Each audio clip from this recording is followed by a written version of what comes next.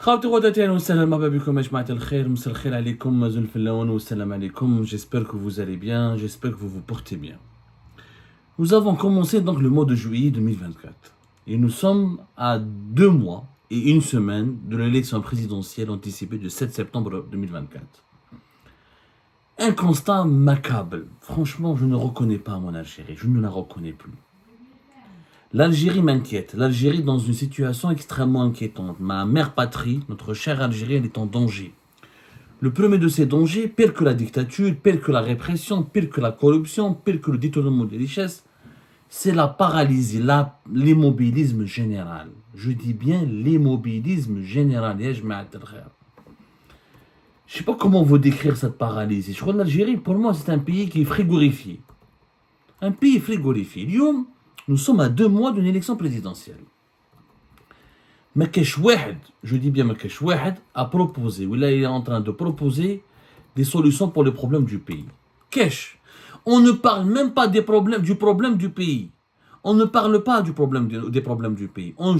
Aujourd'hui, jusqu'au début de ce mois de juillet 2024, on se pose toujours la question suivante, que va dire Abdelmajid Tebboune? Quand est-ce qu'il va être candidat à son 2e mandat? Qu'est-ce qu'il va faire? Comment il va déclarer sa candidature pour le 2e mandat? Est-ce qu'il pourra rester au pouvoir et terminer tout son 2e mandat? Comment il va composer son 2e mandat? On s'intéresse davantage à l'avenir de Tebboune qu'à l'avenir de l'Algérie. On ne parle que de ça. Je dis bien que jusqu'à maintenant, je pense que ce sera malheureusement notre routine jusqu'à l'élection présidentielle, personne ne parle de l'avenir de l'Algérie, de ses problèmes. Tebboune, Tebboune est censé, il prépare l'annonce de sa candidature pour son 2e mandat entre le 5 juillet, le 7 et le 8 juillet prochain. Bon.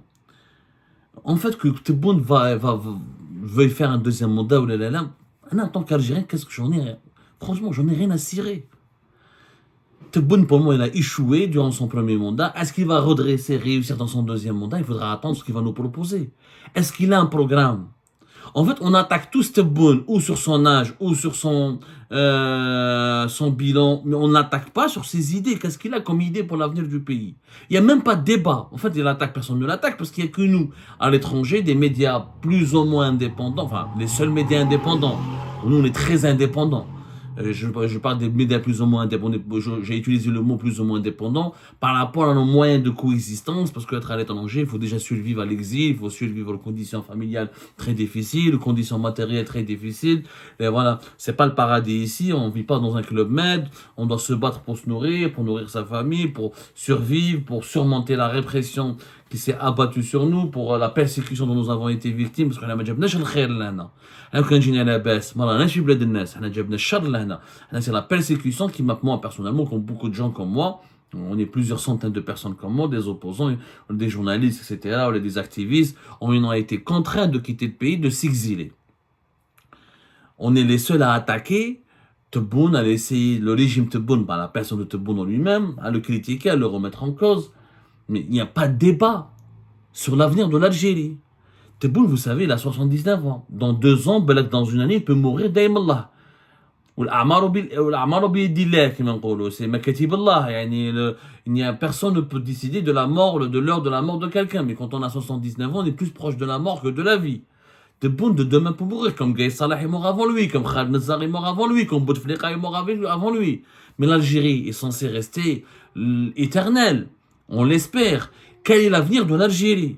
Ok, on ne veut pas Tebboune, mais quel avenir on veut construire après Tebboune?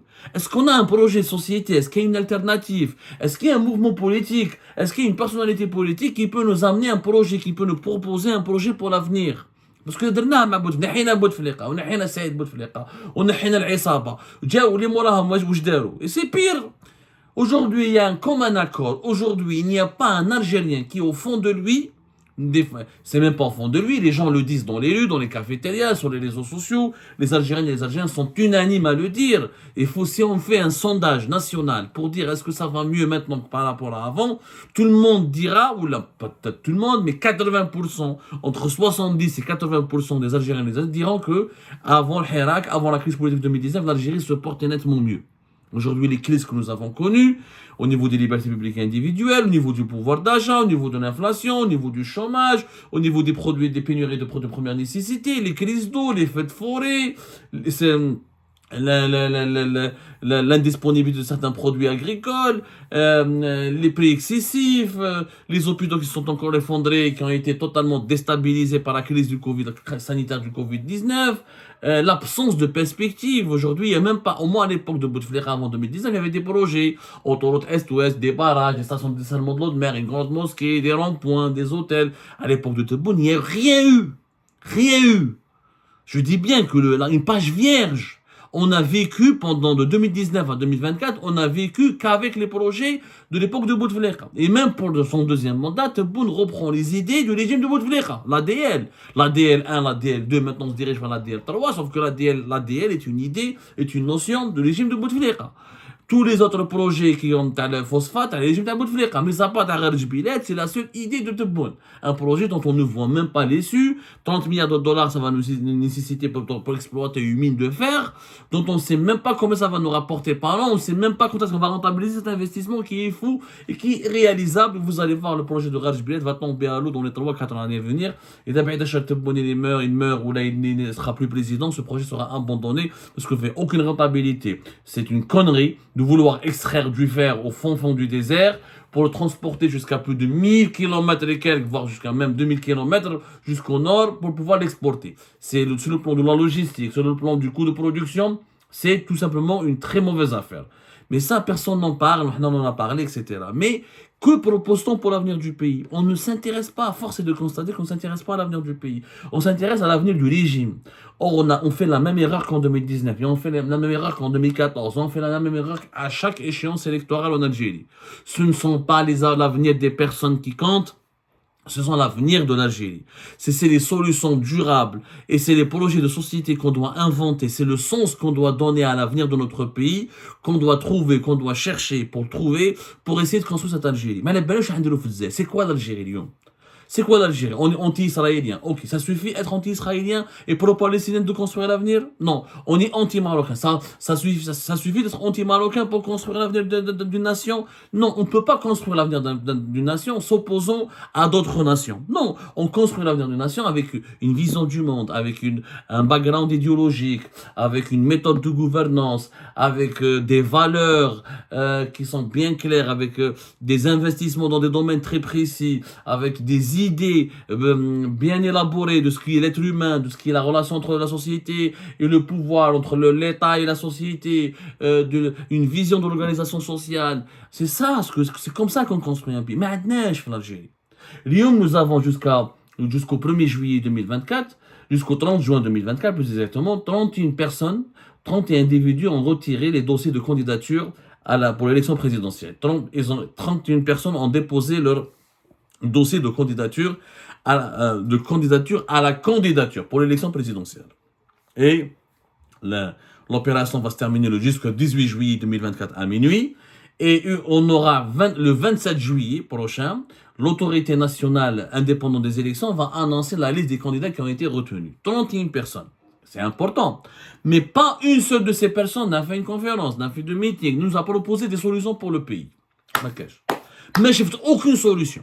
Alors, qu'est-ce que sur les réseaux sociaux, ces derniers temps, une propagande de la part des pages des réseaux sociaux, des médias sociaux, des pages Facebook, des comptes sur TikTok, etc., des communautés virtuelles, mais qui sont des relais propagandistes habitués à la diffusion de fake news, mais ils diffusent ces derniers temps, ils essayent de convaincre les Algériennes et les Algériens que leur pays va bien, qu'il a une bonne situation, que cette nouvelle Algérie se porte bien. Ils diffusent des vidéos sur Facebook, sur Instagram, sur TikTok, sur YouTube pour dire, voilà, regardez, en Algérie, on a un métro, on a des tramways, on a des logements, on a des hôtels en cours de construction, on a une armée, on a des équipements. Oui, c'est vrai qu'on a un métro. Mais le métro Tana à Alger, c'est même pas 20 km. On a des tramways, في سطيف, في ورقلة, في وهران, في مستغاني. Sauf que aucun de nos tramways ne dépasse pratiquement les 20 km. Et dans un pays de 47 millions d'habitants, dans une capitale avec ses environs, pratiquement 8 millions de personnes vivent à Alger et les localités environnantes de la capitale Alger, un métro de même pas 20 km, c'est ridicule. Dans un pays de 47 millions d'habitants, avoir des tramways de même pas 15, 16 ou même pas 20 km, c'est ridicule. Et dans un pays de pétrole et de gaz de schiste, et de minerais de fer, et de soleil, il y a la Méditerranée, il y a les plages, il y a la montagne, il y a toutes les richesses du monde qu'on ne peut imaginer sont en Algérie.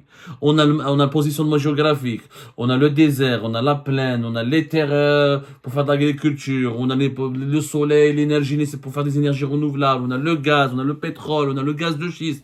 On a toutes les énergies, on a toutes les richesses possibles et potentielles. Il y a encore des richesses encore insoupçonnées que nous n'avons pas peut-être pu encore explorer faute de bonne gouvernance du pays. C'est pas normal d'avoir des infrastructures aussi faibles. Nous avons qu'une seule autoroute, l'autoroute Est-Ouest. On a des hôpitaux, mais dans quel état? On a des écoles, mais dans quel état? Quelle est la vraie ville algérienne que nous avons construite? Depuis plus de 60 ans après l'indépendance du pays, 62 ans.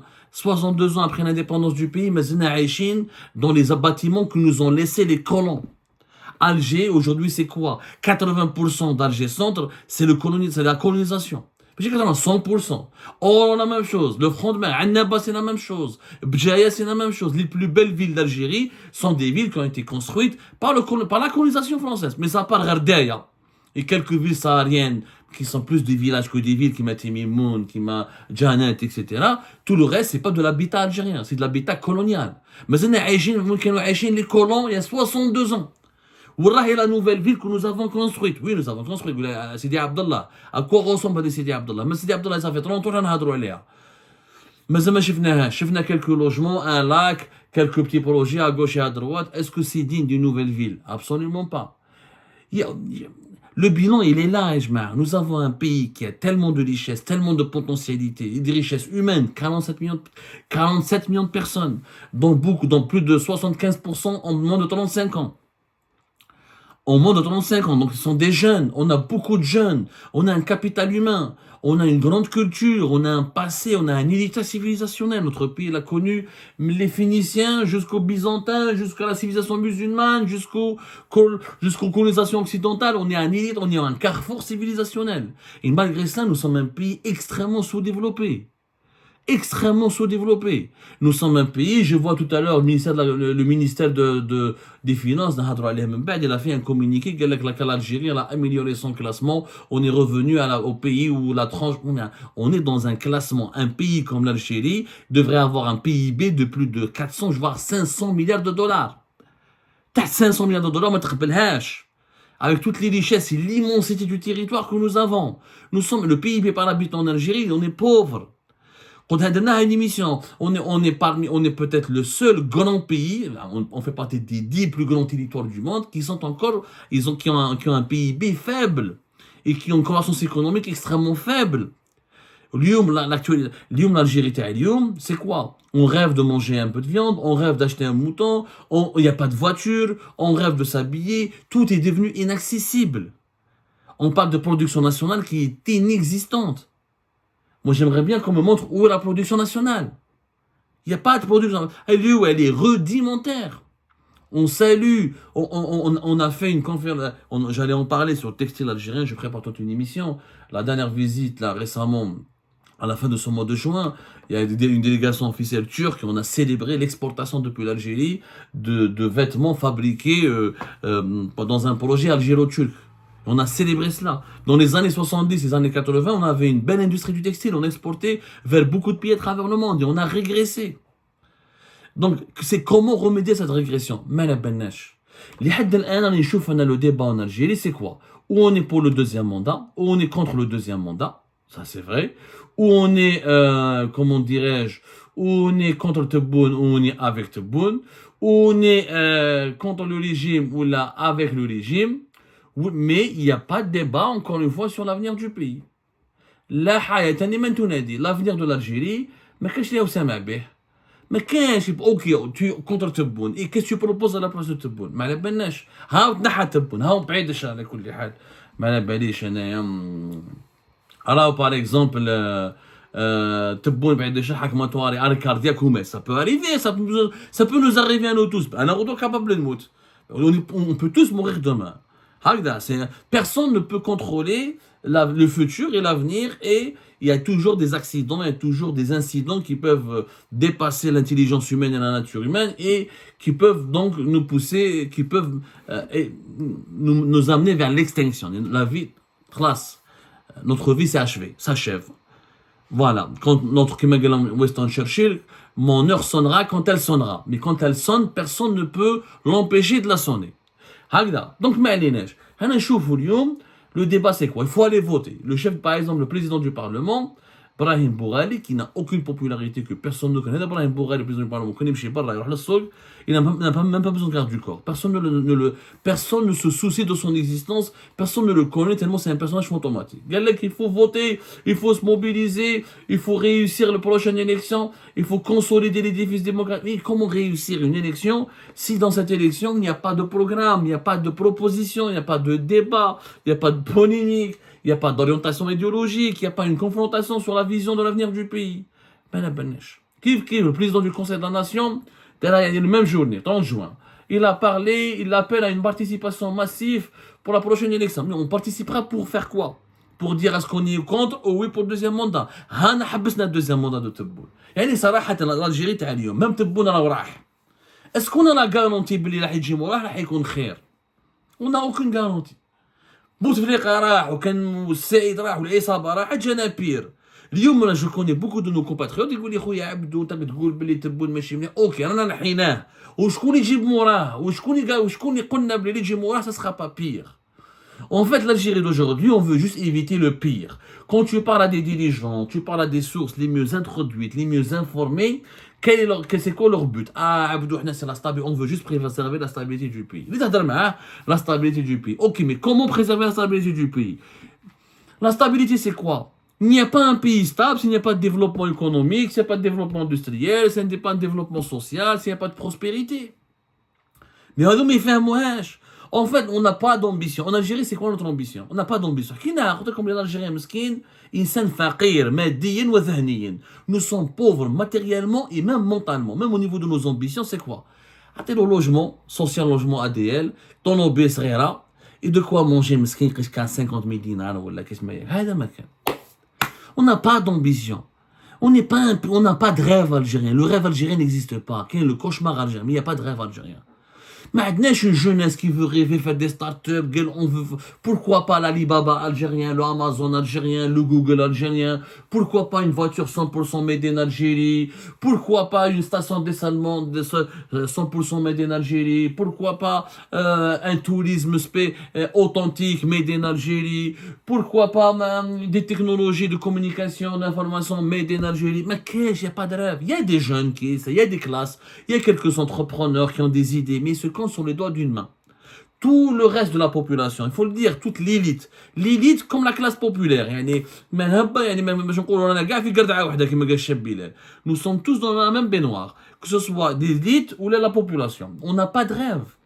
Tout ce qu'on veut, préserver la sécurité, préserver la stabilité. Ah, comment tu vas la préserver? Chaque année, notre population augmente de 900 000 à 1 million d'habitants, et on a une économie très faible, on ne produit rien, on a une crise de l'eau, on a la sécheresse, on a le réchauffement climatique, on a une classe dirigeante extrêmement vieillissante, et on n'a pas de projet pour l'avenir du pays. Dubaï, elle est devenue Dubaï, parce qu'il y a 30 ans de cela, les dirigeants de Dubaï ont imaginé, ont eu un but, un objectif, ils ont tracé une vision. La choléra. Singapour, la même chose, la Turquie, la même chose, les BRICS, la même chose. C'est comme ça qu'on réussit. Mais qu'est-ce qu'on a envie de devenir? On veut juste avoir la sécurité, la stabilité. On se bat contre les petits problèmes du quotidien, on garde un niveau de développement extrêmement faible, ou on a le mensonge ou l'illusion. Ce n'est pas comme ça que ça marche. Moi, je veux bien dire que Tebboune est mauvais, oui, mais ça ne sert à rien. Ok, il est mauvais, on le remplacera avec qui? Par quoi? Avec quelle idée? Avec quelle solution? Moi, je m'aimerais bien qu'on s'intéresse enfin à l'avenir de notre pays. On n'a qu'un seul pays. On n'a pas de pays de rechange. On peut tous partir, laisser cette terre vaste, le 10e plus grand territoire du monde. On ne sera pas plus heureux ailleurs. Parce qu'on ne peut pas être fier de ce qu'on n'a pas réalisé. Les pays développés ont été réalisés par leur propre peuple, par leurs propres habitants. On ne peut pas, on ne fait que profiter de ce que des pays là où nous immigrons. On ne sera fier que lorsqu'on bâtira notre pays, on le développera à la sueur de notre front.